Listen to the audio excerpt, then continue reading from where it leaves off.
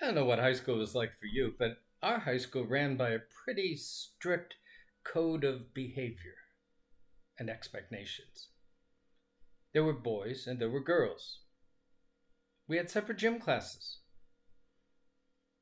We had separate health classes. Girls took home ec and business classes like typing and shorthand. Guys went to the shop. There were academics and there were jocks. And if you were one, you didn't necessarily think about ever becoming the other.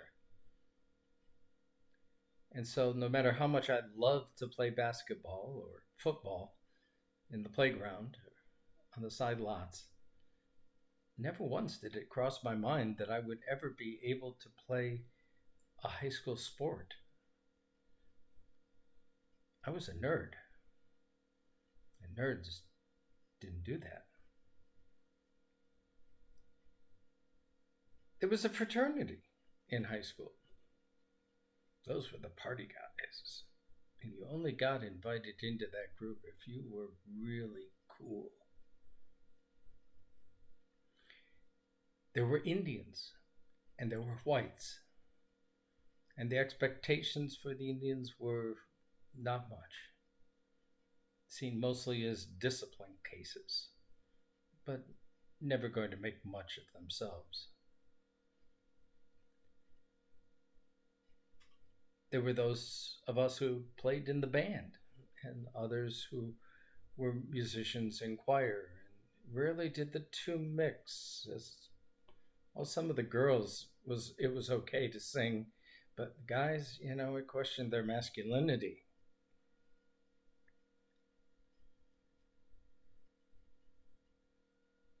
There were those who were on the fast track to college, and then there were those who were relegated to BOCES or VOTEC, and they weren't expected to make much of themselves. It's kind of ironic these days that there are plumbers, our carpenters, and our electricians hauling in some pretty decent salaries compared to those of us who went to college.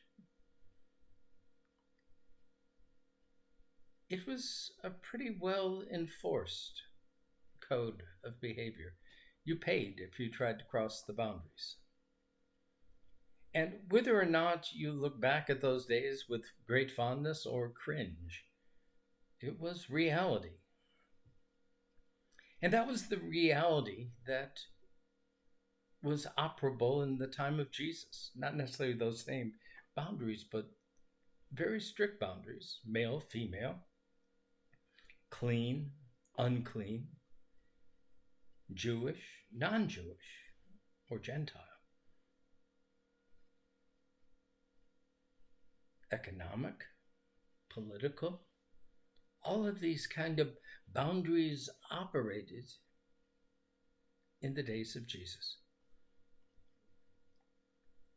And Jesus comes in preaching a different kind of kingdom, one in which these boundaries no longer count.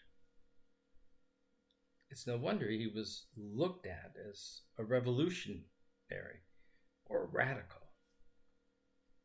He was questioning the status quo, the way things were.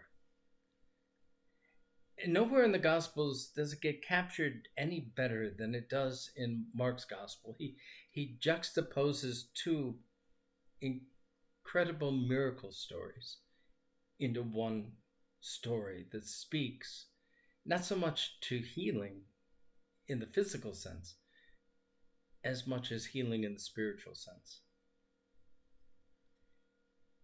A healing of the kingdom and what it looks like to see the world through God's eyes.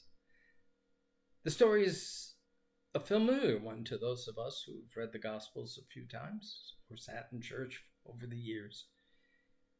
It begins with a leader of the synagogue, Jairus, whose daughter is gravely ill, and he sends servants to Jesus to come and heal his daughter.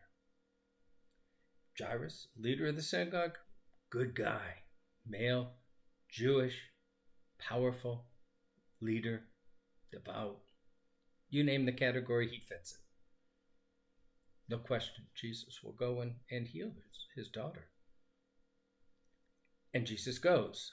But on the way, he is encountered by a woman who has had a period for 12 years. Unclean. One could say exceptionally unclean. Not one who would be counted very much in the hierarchy.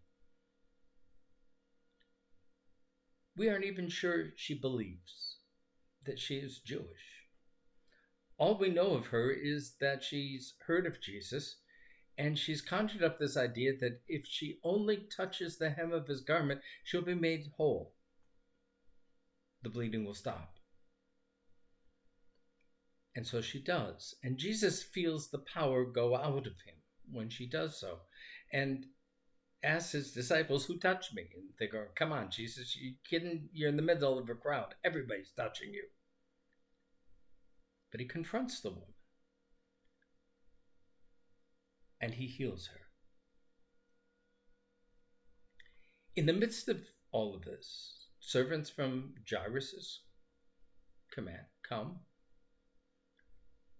and announce that Jairus' daughter is dead and that Jesus shouldn't waste his time anymore. And we're immediately seized by the juxtaposition of these two stories. Here was Jairus, a good guy, a good, devout Jew, one whom Jesus should have helped. And his daughter dies because Jesus got interrupted by an unclean woman of questionable faith. It's not fair. It's not the way the world is supposed to work. And yet, this is what has happened. It is then that Jesus announces that Jairus' daughter is not dead and that he will go and raise her. And he does. The story is not so much about healing of the woman or of Jairus' daughter. It is about the healing of the breaches that we as humans place upon one another, the brokenness, the distinctions, the condemnations, the stereotypes. We live in a world that has become increasingly such. It's an ugly place out there these days. And in the midst of that comes these two stories to remind us that in God's kingdom, none of this stuff counts. For God's kingdom is bigger than us. And his door is so wide that even we can get through. I'm often asked if I believe in heaven or hell. I go, yes, I do, but I think they're the same place. For those of us who struggle, who wonder on those bad days whether we'll ever make it to heaven, it's great news when God says, welcome home, child of God. Enter into your Father's kingdom. For others, it could be hell when they find out who else got in the door. So we might as well start practicing for the kingdom. It will make life easier for us if we start treating each other as God treats us. Amen.